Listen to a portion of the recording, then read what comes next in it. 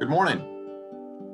Todd Healy, welcome you to another Coffee with C3. I believe this is our 10th. So on behalf of Carolyn Smith and my other partner, Celeste Moya, I want to welcome you to this version of Pandemic and Politics, Because You Asked, Life Insurance Part 2.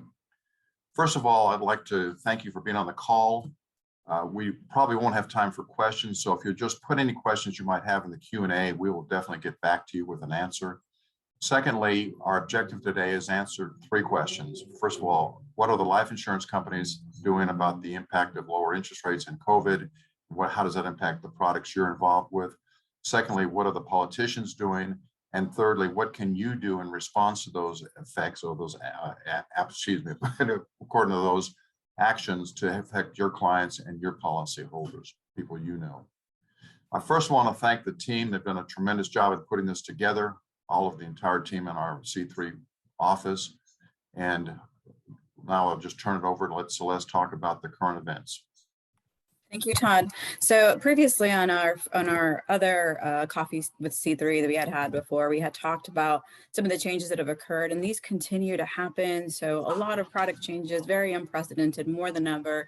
Insurance companies reevaluating what their focus areas are, reduced transition times when there's a new product or a change, and low interest rate pressures that continues to occur.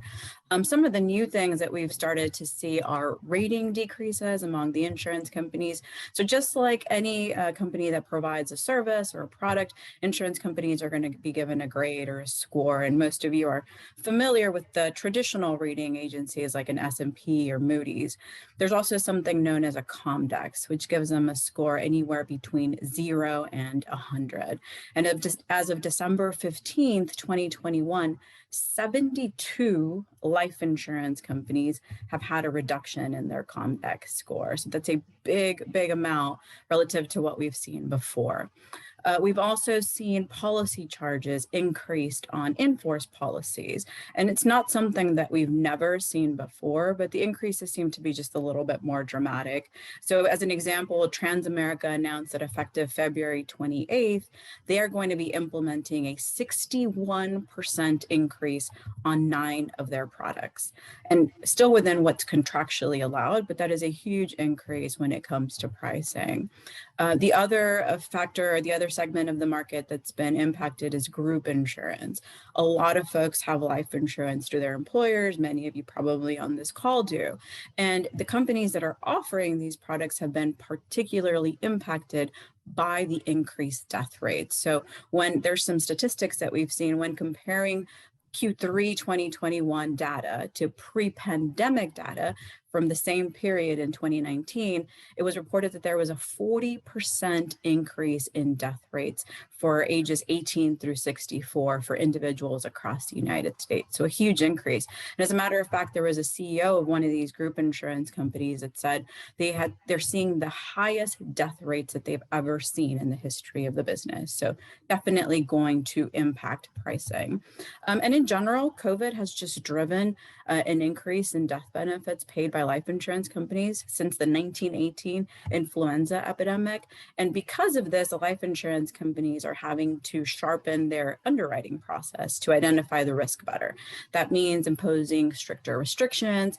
And one of these is reducing the maximum age. I'm going through this currently with a client who he's in his 80s and his wife is in her late 70s. Most companies have reduced that for survivorship coverage, which is what they need for estate planning. They've reduced that maximum age to age 80. And so he's healthy, she's not. Now we're having to look at individual coverage on the wife only because that's what's available to us. And so you take into consideration she's not healthy. We're looking at a single life product, and the coverage is only available for her, and that really has increased the price. And just in general, once again, if an insured already has had COVID, there's some restrictions. Everything's being reviewed on a case-by-case basis. Most companies are going to impose an automatic 30-day postponement from the day that the negative test is supplied, and any additional issues or comorbidities are going to extend that 30 days. So just some of the things that we're seeing of how COVID is impacted.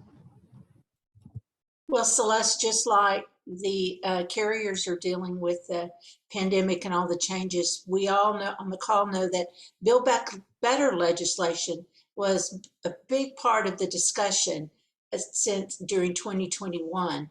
And I think we'll all famously remember how on Sunday, December 19th, Senator Manchin declared that he would not vote for the bill as currently designed. As many of you may know, we are active members of FinSECA, the former ALU. It's a national organization of top professionals in the financial security profession. And after Senator Manchin's proclamation, the FinSECA president, Mark Caden, reminded us that this is all part of the normal legislative process. In fact, he said, there is still a path forward. Positions evolve, then they harden, then they evolve again. And isn't that what we're actually seeing now in 2022?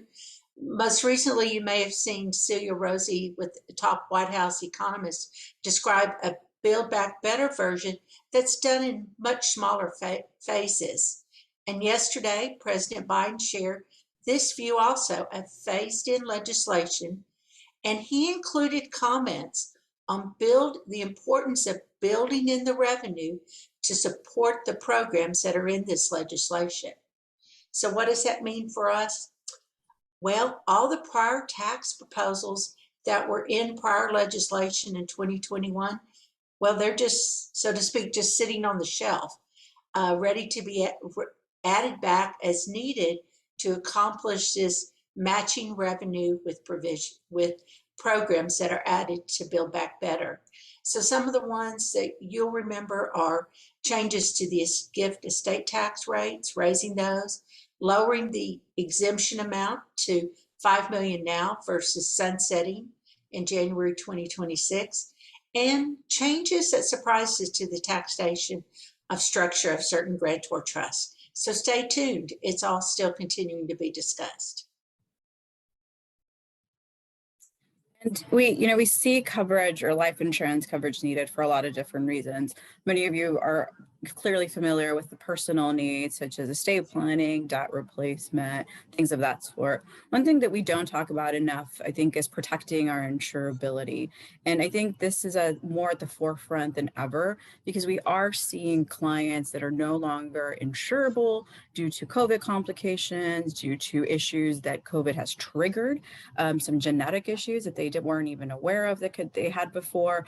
And in some cases, just because of a quick onset of a serious health issue. And so during these past few weeks, I've been working with a client who I had first spoken to about 6 months ago. He's young, mid-40s. He was interested in the coverage. His family needs it, but he just kept delaying obtaining the coverage. And then I just didn't hear back from him. His wife reached out to me last week and informed me that unfortunately he had been diagnosed with lung cancer within the past few months. And this is a person that's never smoked a cigarette in his life. And now that cancer has spread all over his body. He'll likely have to be placed in hospice before the end of the month. So it's a really, really sad situation that could have never been foreseen. But now there's really nothing we can do for them from an insurance perspective for him. And there's just so many more stories like these days. So just keep in mind, protecting insurability is really important, both for you and for your clients, because we just don't know what could change in the future from a health perspective. And we're also seeing some of these issues in the business planning space. You're so right, Celeste. During the pandemic, businesses continued to develop and implement transition plans. Last year, we had a seller that decided to 100% personally finance the sale of his company, since during these economic times, the banks chose not to participate. That was working out just fine. And the seller then decided, I want some life insurance on the buyer because I want to protect the performance of this note. Well, the new complication was the timing of the closing of the transaction and the placement of the policy, because as we all know, the insured needed to be COVID-free at the time the policy was put in force. We're glad to report that all that coordination successfully happened, and the buyer did a good job of staying healthy and avoiding COVID before we as and continues to, but it was just a little more complication to the timing. Another example was a daughter that was purchasing a business from her mother. And for estate equalization reasons, it was really important that the note, if there was any note outstanding on mom's death, that the daughter could pay off the note so the estate could have the liquidity it needed to accomplish its estate goals. So we were brought in to see how we could assist. Mom had an existing term policy, and we were optimistic that perhaps there would be some options under that policy. Unfortunately, as we went to review that contract, the options to exchange and convert without any evidence of insurability had already expired. Even though they were still paying the premium and had death coverage, they did not have the option to make it a permanent product. So we looked at how could we obtain a permanent product for mom. And Celeste, as you're referring to in your case, mom was in her early 70s. She had a few little health issues, but nothing that before would have been a deal stopper. Well, carriers so far are choosing not to participate and offer insurance because she's in that 70 plus age group.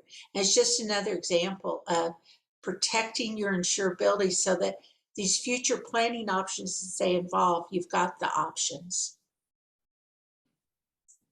So you all have heard us say that life insurance is often the largest unmanaged asset in your clients or in your portfolio.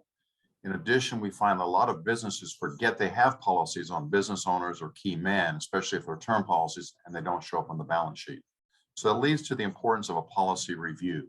We have been working for the last year to put together a very comprehensive policy review, and I'd like to show you a snapshot of it. What we've done with this summary is from the top of the carrier all the way through to the face amount, the premium, the cash value, and so on. In the middle of the diagram, you'll see that we've reflected what the interest rates have done since this policy was purchased. This was a client of ours who bought the policy in 2012.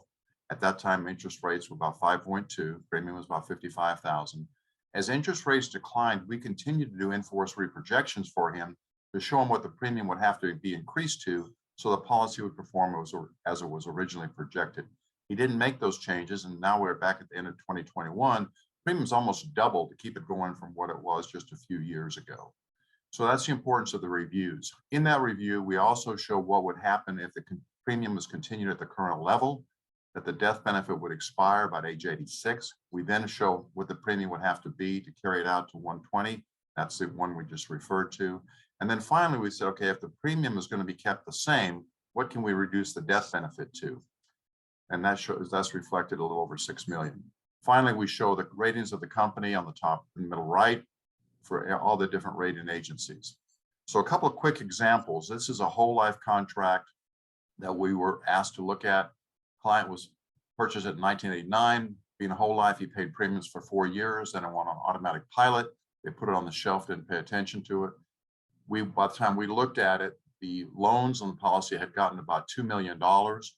And if the policy had been terminated, there would be a taxable gain of about 2.35. Actually, the loan was 4 million, the gain was 2 million.